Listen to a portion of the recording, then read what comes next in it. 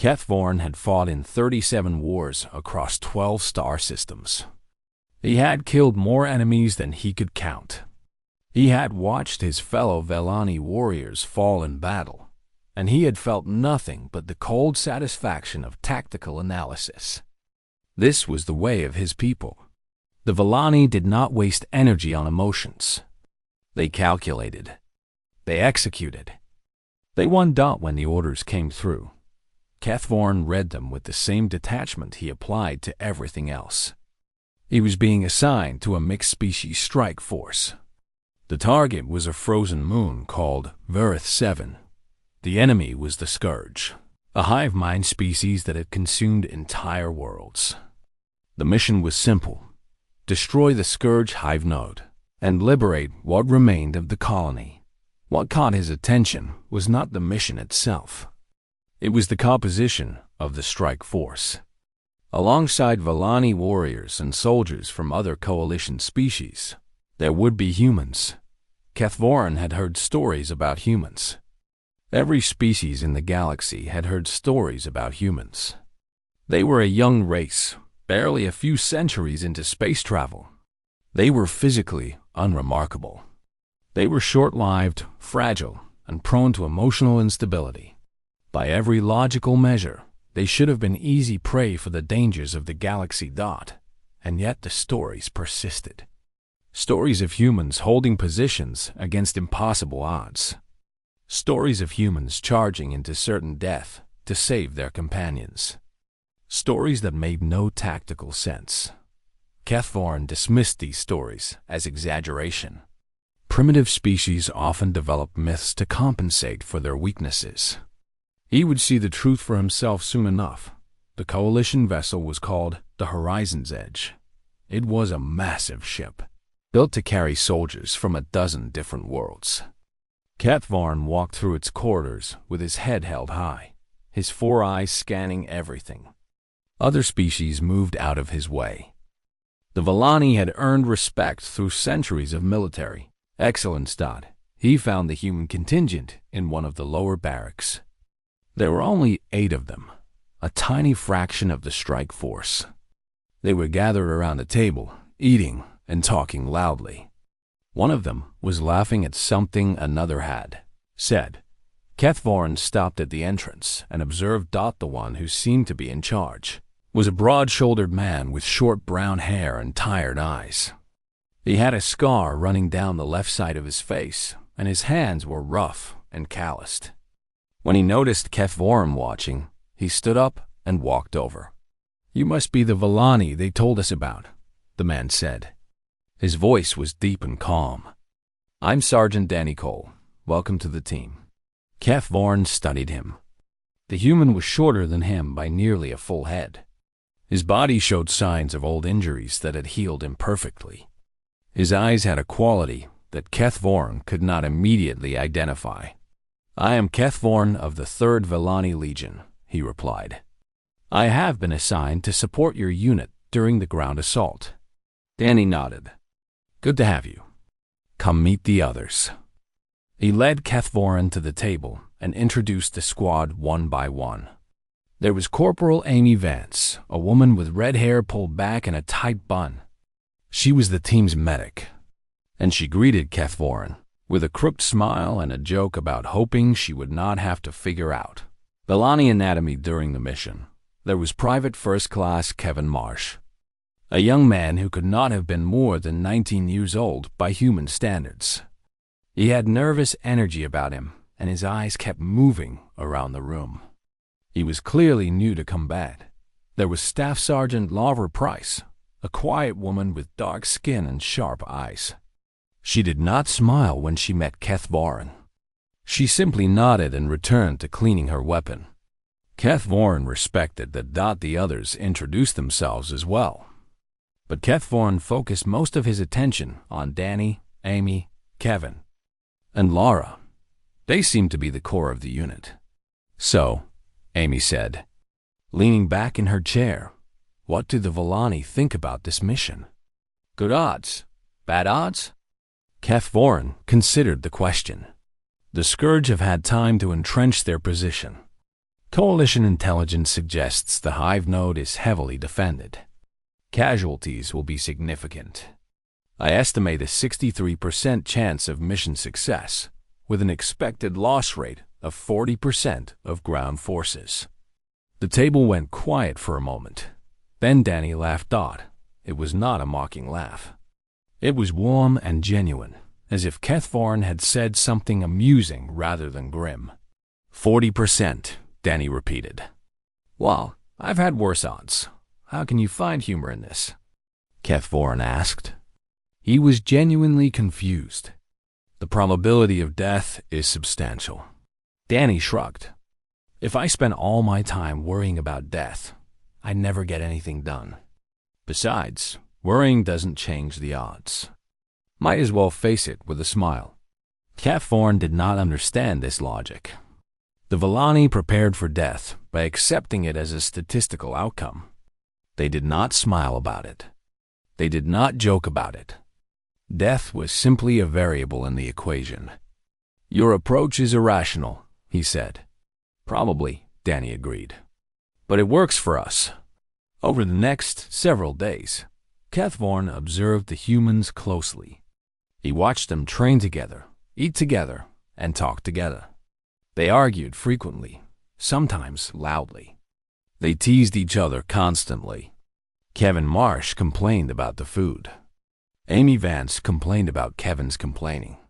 Laura Price remained mostly silent, but occasionally she would say something dry and cutting that made the others laugh. Danny Cole held them all together. He checked on each of his soldiers regularly. He listened to their concerns. He told them stories from previous missions, some funny and some serious. He treated them not like subordinates, but like family. This was inefficient. A commanding officer should maintain professional distance. Emotional attachment clouded judgment and compromised tactical decisions. The Vellani had learned this lesson long ago, and yet the human squad seemed to function well. Their morale was high. Their unit cohesion was strong. They trusted each other completely. On the night before the assault, Kethvarn found Danny sitting alone in the observation deck, staring out at the frozen moon below. The human was holding a small photograph in his hands. Sergeant Cole, Kethvarn said, you should be resting. Danny glanced up. Couldn't sleep. Too much on my mind. Kethvarn moved to stand beside him. Through the window, Vareth 7 looked cold and dead. Somewhere down there, the Scourge were waiting. What is that? Kethvarn asked, nodding toward the photograph. Danny looked at it for a moment before answering. My daughter. She's 7 years old. Her name is Lily. You have offspring, Kethvarn observed. Does it not concern you that you may die tomorrow? Danny was quiet for a long time. When he spoke, his voice was softer than before. It terrifies me, he admitted. Every single mission, I think about her. I think about never seeing her grow up, never walking her down the aisle, never meeting my grandkids. He paused. But that fear is exactly why I fight. Because there are kids on that moon right now.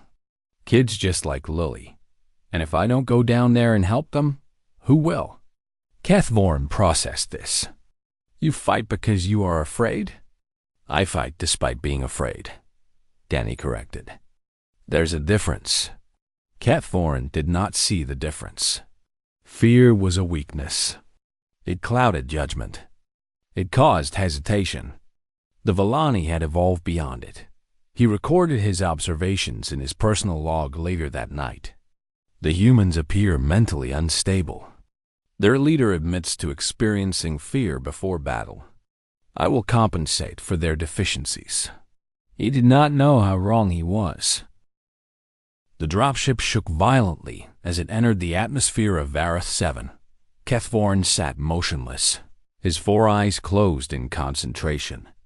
Around him, soldiers from various species checked their weapons and muttered prayers to whatever gods they believed in. The humans were different. Danny Cole was moving through the cramped cabin.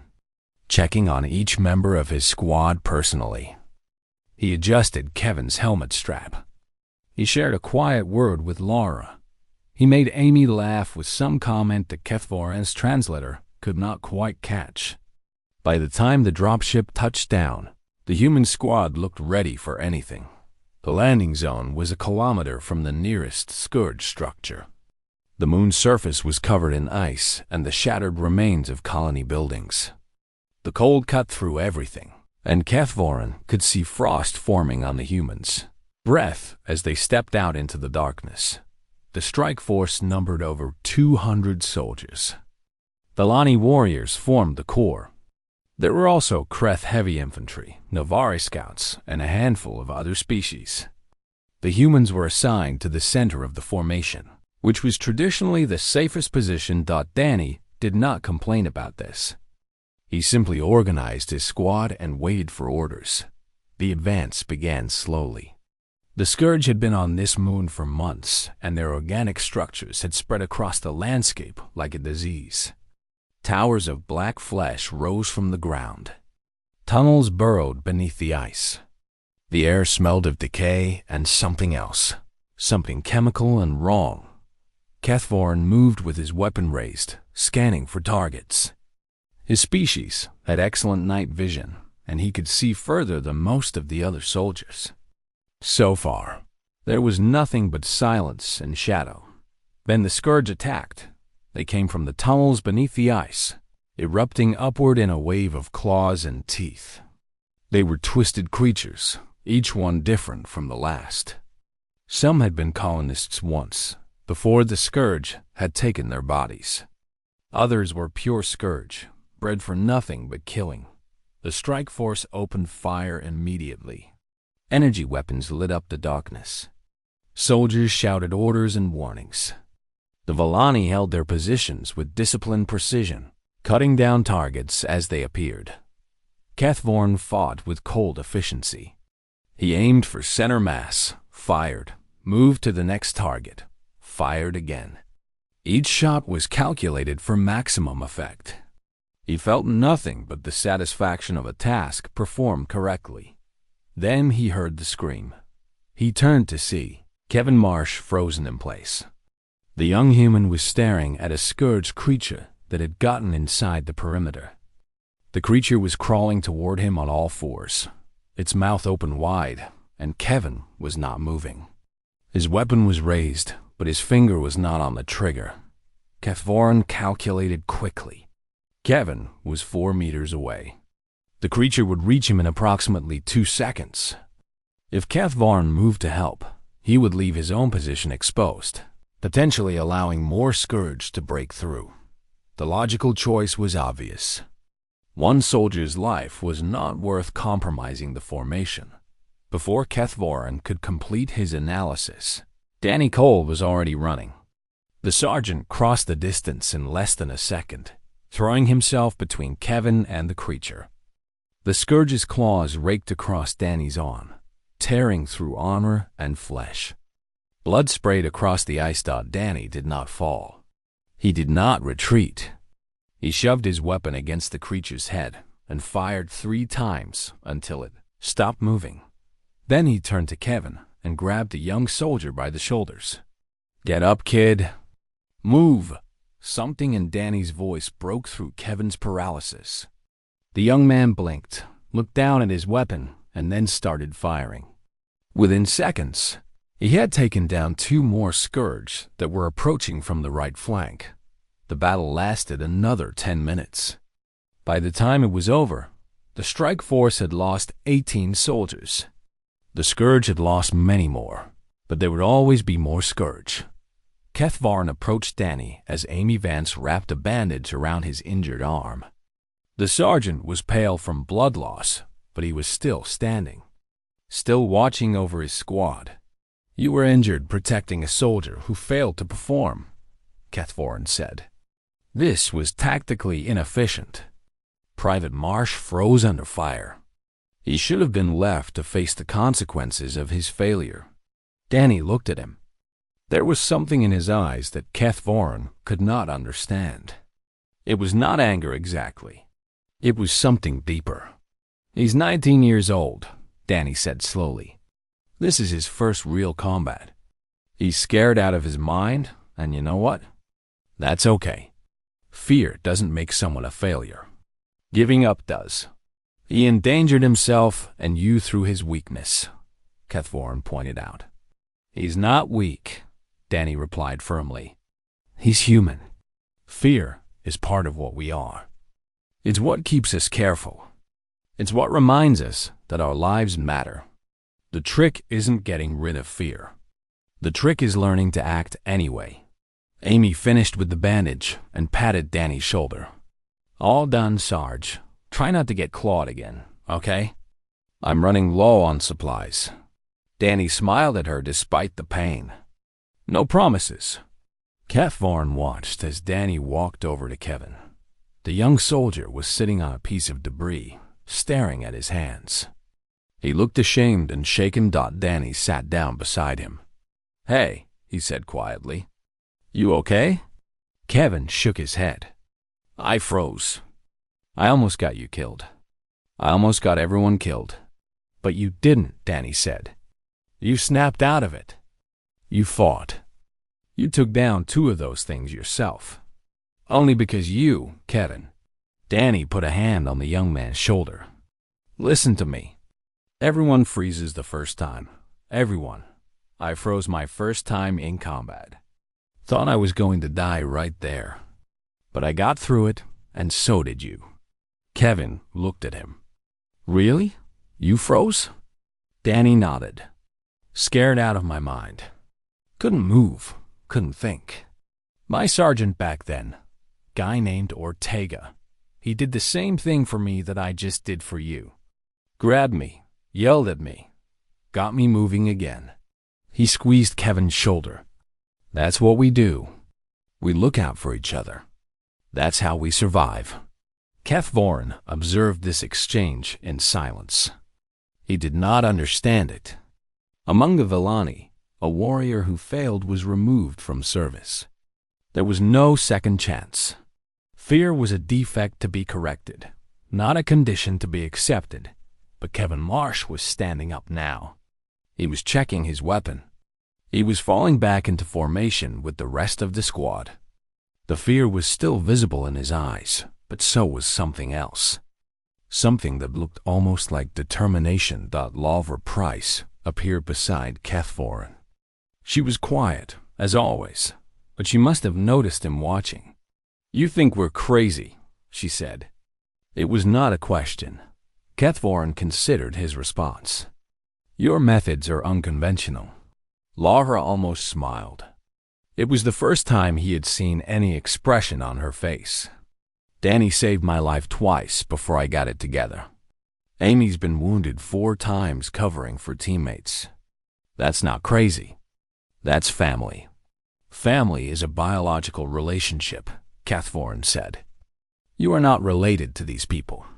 Family isn't just blood, Laura replied. Family is who you're willing to die for. And who's willing to die for you. She walked away to rejoin her squad, leaving Kethvorin alone with his thoughts. The strike force continued its advance toward the Scourge hive node. The fighting would only get worse from here. More soldiers would die. The odds of success remained at 63%, but for the first time in his military career, Kethvorin found himself paying more attention to the humans than to the mission. There was something happening here that his tactical training had not prepared him for. He did not yet have a name for it, but he was beginning to suspect that these strange, fragile, emotional creatures understood something that the Villani did not. He would learn what it was soon enough. 3 days into the mission, everything fell apart. The strike force had pushed deep into Scourge territory, fighting through ambush after ambush. The enemy seemed endless. For every creature they killed, 2 more appeared. The frozen moon had become a graveyard of shattered armor and spent ammunition. Kethvorin had recalculated the odds several times. Each calculation was worse than the last. They had lost nearly 1/3 of their forces. Supplies were running low. The Scourge hive node was still 2 kilometers away, protected by a dense network of organic structures and defensive creatures. The Villani commander, a veteran named Tothron, called the surviving officers together in a ruined colony building. The walls provided some shelter from the constant wind, though they did nothing to stop the cold. "The mission has become untenable," Tothron announced. His voice was calm, as all Villani voices were. "Our losses exceed projections. The Scourge defenses are stronger than anticipated. I am ordering a tactical withdrawal to the landing zone." Several officers nodded in agreement. The Kreth commander grunted his approval. Even the Navari scouts, known for their stubbornness, seemed ready to accept the decision. Danny Cole spoke up. "What about the colonists?" Tothron turned his 4 eyes toward the human. "Explain." "The colonists," Danny repeated. "Coalition intelligence said there might be survivors. Have we confirmed whether anyone is still alive down there?" Another officer, a Kreth named Gorvin, pulled up a holographic display. "Thermal scans show heat signatures in the lower levels of the colony infrastructure. Approximately 17 beings. However, their location is inside the Scourge perimeter." 17 people, Danny said. "They're still alive. They are irrelevant to the mission objective," Tothron stated. "The hive node must be destroyed to prevent further Scourge expansion. 17 lives do not justify additional casualties." Cat Vorn watched Danny's face change. The tired acceptance that had been there moments ago vanished. In its place was something hard and unyielding. "Irrelevant?" Danny's voice was quiet but sharp. "Those are people. Men, women, probably children. They've been trapped down there for months, waiting for someone to come help them. And you want to leave them behind?" "The mathematics are clear," Tothron replied. "Attempting a rescue would require significant resources and personnel. The probability of success is low. The probability of additional casualties is high. Withdrawal is the optimal strategy. Then change the strategy. Sergeant Cole, your emotional attachment to these unknown individuals is compromising your judgment. This is precisely why the Villani do not allow such attachments to form. You will fall back with the rest of the force." Danny stood very still for a moment. The other humans in the room watched him silently. Amy had her hand near her sidearm, though she had not drawn it. Laura's eyes were moving between Danny and the Villani commander, calculating. "No," Danny said finally. The room went silent. "I'm sorry?" Tothran said. "I said no. I'm not leaving those people to die. If the Coalition won't go after them, then my squad will go alone." Gorvin laughed, a harsh sound. 8 humans against a Scourge hive? You will be dead within the hour." "Maybe," Danny agreed. "But at least we'll have tried." Tothran's expression did not change, but his voice carried a note of something that might have been confusion. "This is illogical. You would sacrifice yourself and your soldiers for 17 strangers." Danny looked at him steadily. "Yes, without hesitation. Why?" The question hung in the air. Danny glanced at his squad, at Amy and Laura and Kevin and the others, before turning back to the Villani commander. "Because that's what humans do," he said simply. "We don't leave people behind. Not if there's any chance at all of saving them. You can call it illogical. You can call it emotional. You can call it whatever you want. But it's who we are." Tothran studied him for a long moment. Then he turned away. "Very well.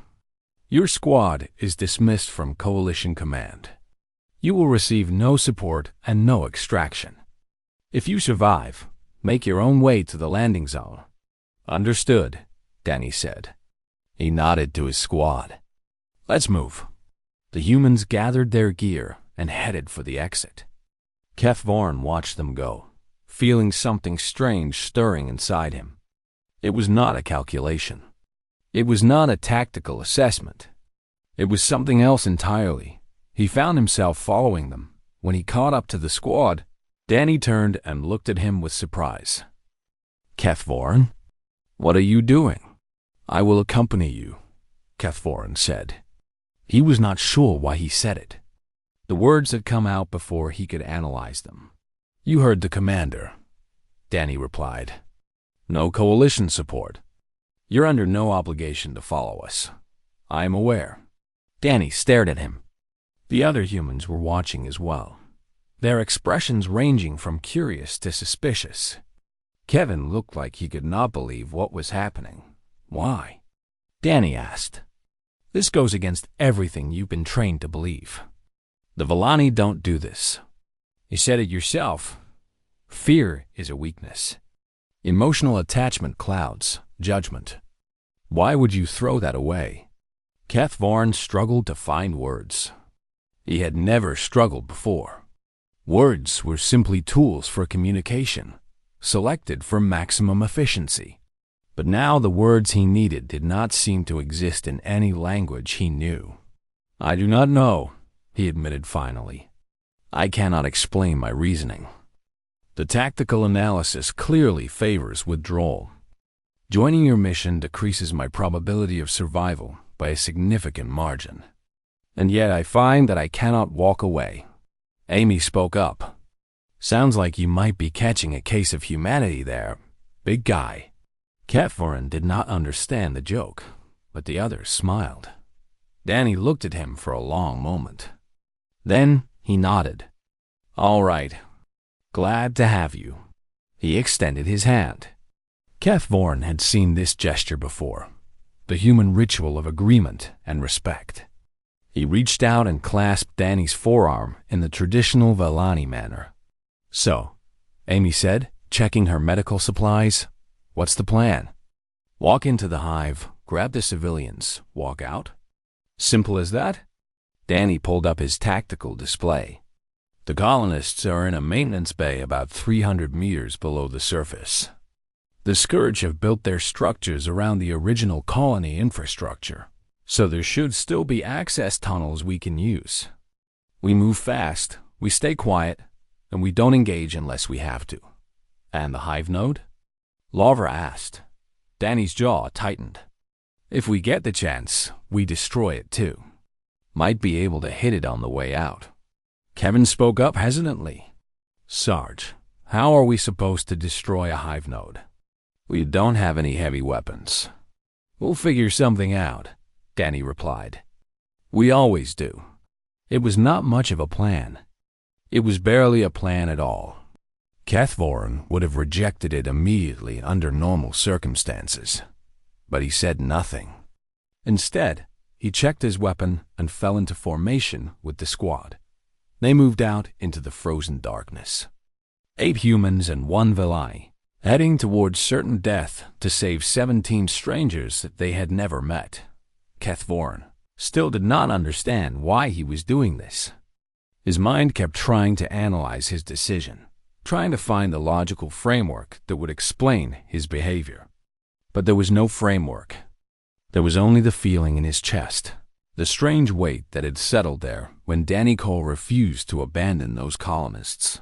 Later, he would learn what that feeling was called, but for now, he simply walked into the darkness alongside the humans, trusting something he could not name. The entrance to the Scourge Hive was worse than anything Kethvorin had imagined. The original colony access tunnel had been transformed into something alive. The walls pulsed with a slow, rhythmic motion, as if the entire structure was breathing. Black organic matter had grown over the metal surfaces, covering everything in thick, wet tissue. The smell was overwhelming, a mixture of decay and something acidic that burned the inside of Kethvorin's nostrils. Danny led the way with his weapon raised and his flashlight cutting through the darkness. Behind him came Laura, then Amy, then Kevin, then the rest of the squad. Kethvorin brought up the rear, his 4 eyes constantly scanning for threats. They moved in silence. Every footstep seemed impossibly loud against the organic floor. Somewhere in the distance, they could hear clicking sounds, like thousands of claws tapping against stone. "Stay close," Danny whispered. "Watch your corners." The tunnel descended at a steep angle, taking them deeper beneath the surface of the frozen moon. The temperature dropped even further, but the walls remained warm to the touch, heated by whatever biological processes kept the scourge alive. After 20 minutes of careful progress, they reached a junction. 3 tunnels branched off in different directions. Danny checked his tactical display. "Colonists should be that way," he said, pointing to the left tunnel. "About 100 meters." They moved left. The first scourge creature appeared without warning. It dropped from the ceiling directly in front of Amy, all claws and teeth and hunger. She did not hesitate. Her weapon came up and she fired twice, hitting it in the head. The creature fell, but her shots echoed through the tunnels like thunder. "Move!" Danny shouted. "They know we're here." The silence was gone. Now there was only chaos. Scourge poured out of every opening, every crack in the walls, every shadow. The humans formed a circle and fought back to back, their weapons creating a constant storm of light and noise. Kethvorn fired with the precision that his species was known for, dropping targets with single shots, but there were too many. "Keep moving," Danny ordered. "We stop, we die." They pushed forward through the onslaught, leaving bodies behind them. Amy took a hit to her leg, a scourge claw tearing through her armor and drawing blood. She stumbled, but did not fall. Lavra grabbed her arm and kept her moving. "I'm fine," Amy shouted. "Keep going." She was not fine. Kethvorn could see that she was bleeding heavily, that every step caused her pain. But she kept firing. She kept fighting. She did not stop. Kevin was different now. The boy who had frozen in the first battle was gone. In his place was a soldier, grim and focused, advancing at the front of the formation. He moved with a recklessness that bordered on suicidal, but his shots were accurate and his movements were sure. They reached the maintenance bay door. It was sealed from the inside, a heavy metal barrier that the scourge had not been able to penetrate. "Cover me," Danny shouted. He started working on the door's control panel while the others formed a defensive line. The scourge kept coming, wave after wave. Bodies piled up in the corridor. Kethvorn's ammunition was running low. He switched to his secondary weapon. Around him, he could hear the humans doing the same. "Danny!" Lavra shouted. "We can't hold much longer." "Almost there," Danny replied. His hands moved frantically across the panel. "Just a few more seconds." A scourge creature broke through the line and lunged at Danny's back. Lavra threw herself at it, abandoning her position to intercept the attack. They crashed to the ground together, and Lara stabbed her combat knife into the creature's throat again and again until it stopped moving. She rolled to her feet, covered in black ichor, and returned to the line without a word. The door opened. "Inside," Danny shouted. "Everyone inside now."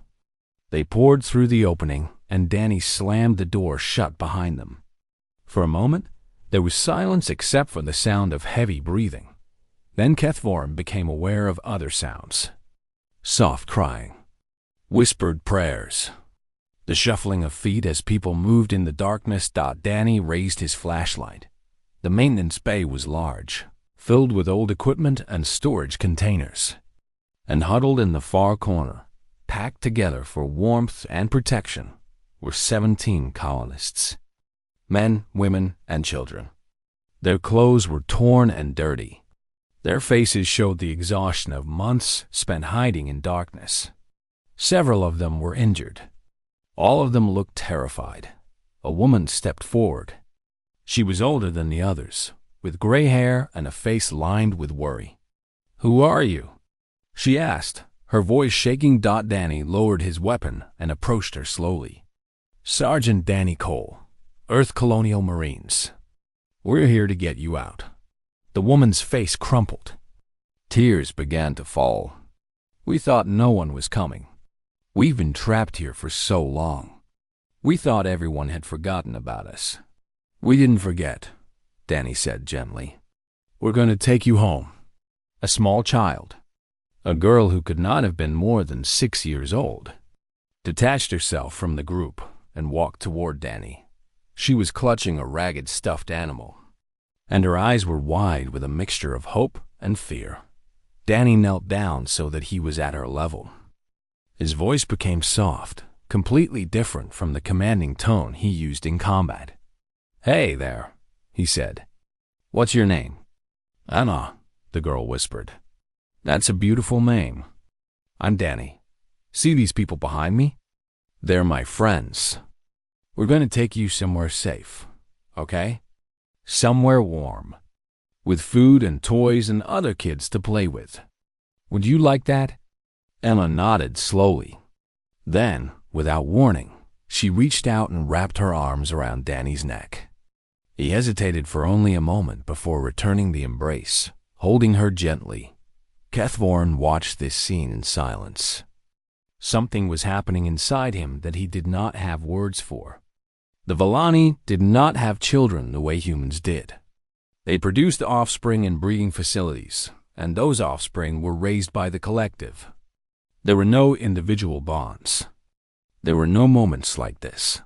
He looked at the other humans. Amy had tears in her eyes despite her injury.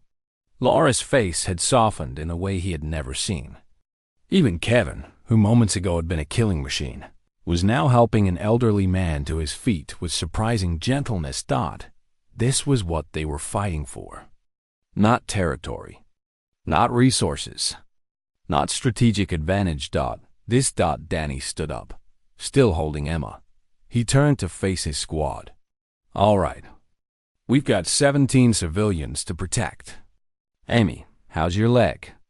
"I'll manage," Amy said firmly. "Lavra, you're on point. Kevin, you've got rear guard. Everyone else, form a protective circle around the civilians. We move fast, we move quiet, and we don't stop for anything." He looked at Kethvorn. "You still with us?" Kethvorn nodded. He found that he could not speak. The weight in his chest had grown heavier, but it was not unpleasant. It was almost warm. "Then let's go home," Danny said. They opened the door and stepped back into the nightmare. The corridor outside was still filled with scourge bodies, but Kethvorn could hear more coming. They had minutes at best. Lara led the way, moving fast but careful. The civilians stayed in the center, protected on all sides. Emma clung to Danny, her face buried against his shoulder. The other children were being carried by other soldiers. The elderly and injured were being supported by whoever could spare a hand. They fought their way upward, back toward the surface. The scourge attacked again and again, and every time the humans threw them back. They were running low on ammunition. They were exhausted and bleeding. But they did not stop. Kethvorn understood something now. He understood what made these humans different from every other species he had fought beside. It was not their strength or their speed or their technology. It was love. Love transformed into action. Love made fierce and protective and unstoppable. They loved these strangers they had never met. They loved each other, and they would die before they let that love fail. Kethvorn fought alongside them, and for the first time in his life, he felt like he was part of something greater than himself. They were 50 meters from the surface when the broodmother appeared. Kethvorn had seen images of scourge broodmothers in military briefings. They were the queens of the hive, the central nodes of scourge intelligence on any given world. They were massive, heavily armored, and nearly impossible to kill with standard weapons. But seeing one in person was something else entirely. The creature filled the tunnel ahead of them, blocking their escape route completely. It was easily 5 meters tall and 3 meters wide, its body covered in overlapping plates of organic armor. Its head was a nightmare of compound eyes and mandibles. When it saw them, It let out a sound that was part roar and part scream, a sound that seemed to shake the very walls around them. The civilians screamed. The children began to cry. Even some of the hardened soldiers took involuntary steps backward. Danny did not move. He stood at the front of the group, still holding Emma, and stared at the creature with an expression that Kethvorin had never seen on any face before. It was not fear. It was not despair. It was something else, something cold and hard and utterly determined. He handed Emma to Laura. "Get them out." Laura's eyes widened. "Danny, no. You can't be serious. That's an order, Price." His voice was calm. Too calm. "You take them to the surface. You get to the landing zone. You call for extraction. You do whatever it takes to get these people home. We're not leaving you behind." Amy shouted. She was limping badly now, her face pale from blood loss, but her voice was fierce. Danny turned to look at his squad. One by one, he met each of their eyes. Kevin, who had grown so much in just a few days. Amy, who had patched up countless wounds and cracked countless jokes. Lavra, his right hand, his trusted friend. The others, each one a person he would die for without hesitation. "You're not leaving me," he said. "You're completing the mission. That's what soldiers do." He turned back toward the broodmother and started walking. Kethvorin watched him go. The weight in his chest had become something else now, something sharp and painful. He realized with sudden clarity what it was. Fear, not fear for himself. Fear for Danny Cole. Fear that this brave, stubborn, impossible human was about to die. Before he could think about it. Before he could calculate the odds or analyze the tactical situation. Kethvorin was moving. His legs carried him forward until he was walking beside Danny. Danny glanced at him. "What are you doing?" "I do not know," Kethvorin admitted. "But I find that I cannot let you face this alone." Danny stared at him for a long moment. Then, incredibly, he smiled. It was a warm smile, genuine despite everything. "Glad to have you," he said. They charged together. The broodmother was fast for something so large. Its claws swept toward them with deadly precision. Danny dove left, while Kethvorin dove right. They came up firing, targeting the joints between the creature's armor plates. Their weapons did damage, but not enough. The broodmother screamed in rage and swung at Danny, catching him across the chest and sending him flying into the wall. He hit hard and slumped to the ground. Kethvorin kept firing. He drew the creature's attention, dodging its attacks, looking for weaknesses. Behind him, he could hear the other humans moving, getting the civilians past the battle, heading for the surface. Good. They were getting out. That was what mattered. The broodmother caught Kethvorin with a backhand strike that shattered two of his ribs. He fell, gasping for breath. The creature loomed over him, mandibles spreading wide. Then Danny was there. The human had picked himself up despite his injuries. He was bleeding from a dozen wounds. His armor was cracked and broken. But he was moving, running toward the creature, firing as he went. "Hey!" he shouted. "Over here! Look at me!" The broodmother turned. Danny did not stop. He ran directly at the creature, ducking under its first swipe, rolling past its second. He came up right beneath its head and shoved his weapon into the soft tissue under its jaw. He fired everything he had. The broodmother thrashed wildly. Danny held on, pumping shot after shot into its skull. Finally, with a shudder that shook the entire tunnel, the creature collapsed. Danny fell with it. Kethvorin forced himself to his feet despite the pain. He stumbled to where Danny lay and dropped to his knees beside him. The human was alive, but barely. His breathing was shallow and irregular. Blood was pooling beneath him. "Danny," Kethvorin said. He was surprised to hear emotion in his own voice. "You must stay conscious. Help is coming." Danny's eyes opened slightly. Did they make it? The civilians? Yes, they are safe. A weak smile crossed Danny's face. Good. That's good. You should not have done that. The probability of survival was minimal. You could have retreated with the others. Could have, Danny agreed. Didn't want to? Kethvorn did not understand. Or perhaps he did, and that was what frightened him. Footsteps echoed in the tunnel. Kevin and 2 other soldiers appeared, running toward them. Laura must have sent them back. Sarge. Kevin shouted. He skidded to a halt beside Danny, his face twisted with worry. We've got extraction coming. Coalition changed their minds when they heard what we did.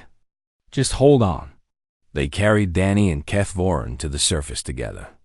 The cold air hit Kethvorn like a physical blow, but he barely noticed.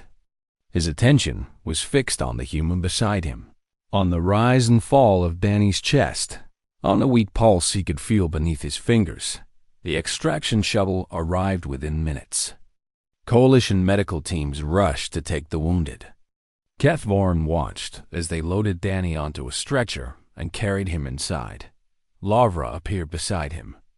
Her face was drawn with exhaustion and worry, but there was something else in her eyes. Gratitude, perhaps. Or respect. You stayed with him, she said. Kethvorn nodded. He did not trust himself to speak. Thank you. She walked away to join the others on the shuttle. Kethvorn followed slowly, his broken ribs screaming in protest with every step. The flight back to the Coalition vessel was a blur. Medical officers worked on Danny and the other wounded. The rescued civilians huddled together, still processing their salvation. Emma, the little girl, had fallen asleep in Amy's lap. Danny survived. Barely. The medical team said it was a miracle, that his injuries should have been fatal. But humans, they noted, had a strange tendency to survive things they should not survive. 3 weeks later, Kethvorn sat beside Danny's hospital bed. He had come every day since they returned to the Coalition station. He was not sure why. He only knew that he needed to be there. When Danny finally opened his eyes, the first thing he saw was Kethvorn waiting. You came back for me, Danny said. His voice was rough from weeks of unconsciousness. In the tunnel. That wasn't logical. Kethvorn was quiet for a long moment. He had spent weeks thinking about this, trying to find the words to explain what had happened inside him. Before I fought alongside your kind, he said slowly, I had never understood fear. The Vellani do not experience it. We see only calculations, probability, outcome, efficiency. We do not comprehend why a being would advance towards certain death for strangers. He paused. I understand now. I felt it in that hive. The terror of loss. Not my loss. Yours. Theirs. I felt the weight of connection, and I understood that some things cannot be calculated. Some things must simply be protected. Danny watched him in silence. Your species is not superior in strength, Kethvorn continued. You are not faster or smarter or more advanced, but you carry something no other species possesses. You carry fear, and you refuse to let it rule you. You transform it. You make it into fuel, into sacrifice, into love. He stood slowly, his injuries still healing. I discovered fear when I fought alongside humankind, and I discovered that fear, wielded correctly, is the most powerful force in the galaxy. Danny smiled. It was the same warm, genuine smile he had given on the night before the mission. The same smile he had given when Kethvorn chose to stand beside him against the broodmother. Does this mean we're friends now? He asked. Kethvorn considered the question carefully. Among the Vellani, friendship was a foreign concept. They had allies and subordinates and commanders. They did not have friends, but Kethvorn was no longer certain that the Vellani way was the right way. Yes, he said finally. I believe it does. Danny extended his hand, and Kethvorin took it. The grip was weak, Danny still recovering from his injuries, but it was warm and real and full of meaning. Outside the medical bay window, the stars stretched out into infinity. Somewhere out there, the scourge were still spreading. The war was far from over. There would be more battles, more sacrifices, more moments when the odds seemed impossible. But Kethvorin was no longer afraid of those moments. He had learned from the best.